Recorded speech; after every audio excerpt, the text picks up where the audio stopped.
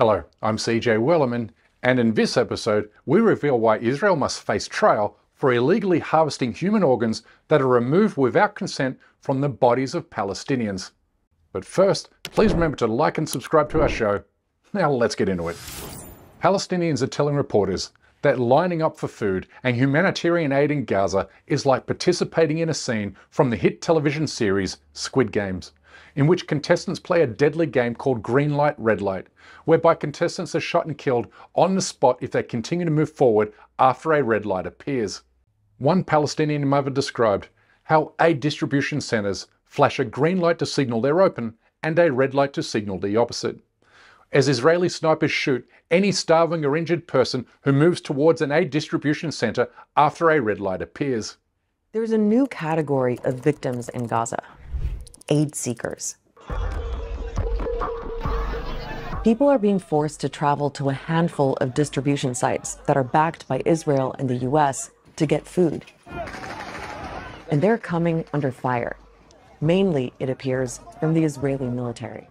Comparisons between Gaza and the Squid Games don't start and end there, as new evidence emerges to suggest that Israel is continuing to sell organs that were removed from Palestinian detainees and resistance fighters.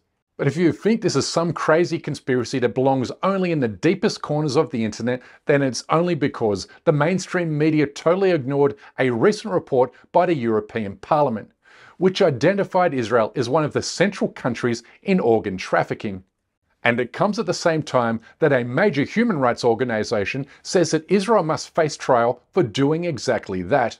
The Israeli army is being accused of organ theft in Palestine's Gaza.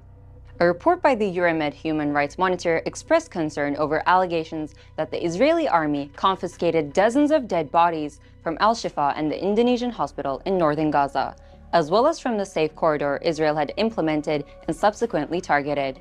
The report suggests that the Israeli army took Palestinian bodies from a mass grave in one of Al-Shifa's courtyards, a claim backed by the Director General of the Health Ministry in Gaza.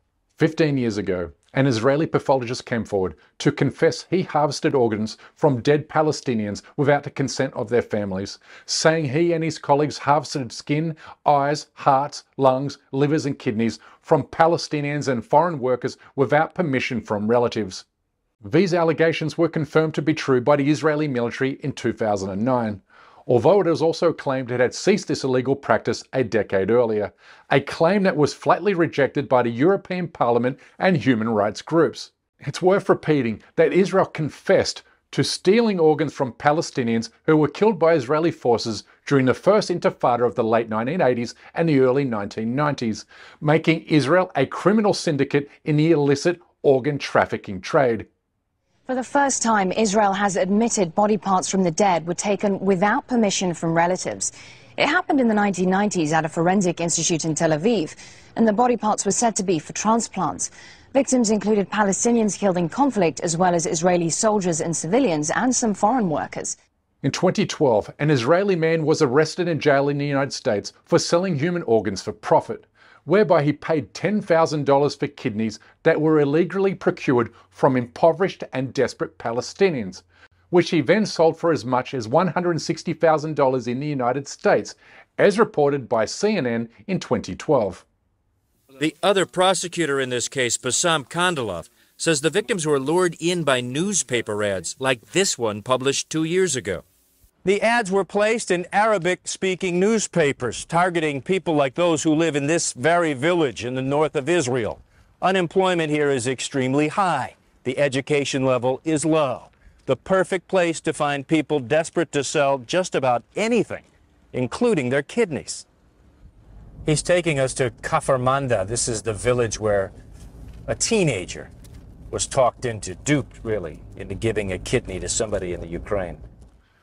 Earlier this year, a human rights organization called for an independent international investigation committee into organ theft suspicions, saying it has documented the confiscation of dozens of dead bodies from 2 hospitals in the northern Gaza Strip. The group accused the Zionist army of digging up mass graves and stealing Palestinian bodies, with dozens of doctors and nurses corroborating these claims, saying they have seen evidence of organ theft, including missing cochleas and corneas, as well as other vital organs. صفق الاحتلال 130 شهيد من ساحة المستشفى وأخذهم إلى جهات مجهولة. الاحتلال عاجلنا وفاجأنا ودخل مستشفى الشفاء وأخذ هذه الجثث الملقاة في ساحة الشفاء والموجودة في الثلاجة باللون الأزرق. You now see why Israel has a long history of holding onto the bodies of dead Palestinians. It's accused of holding onto the remains of 641 Palestinians killed in 2024 alone. Their surviving family members are now asking devastating questions, as in why are they keeping the bodies of our loved ones for up to 5 days before letting us bury them? What happened to their bodies during that time? Why are they performing an autopsy against our will? And why are the bodies returned at night, and why is it done only with a military escort? These questions lead only to one answer, that Israel never ratified the Fourth Geneva Convention of 1949, which mandates respect for the dignity of the dead and prohibits the looting or mutilation of bodies.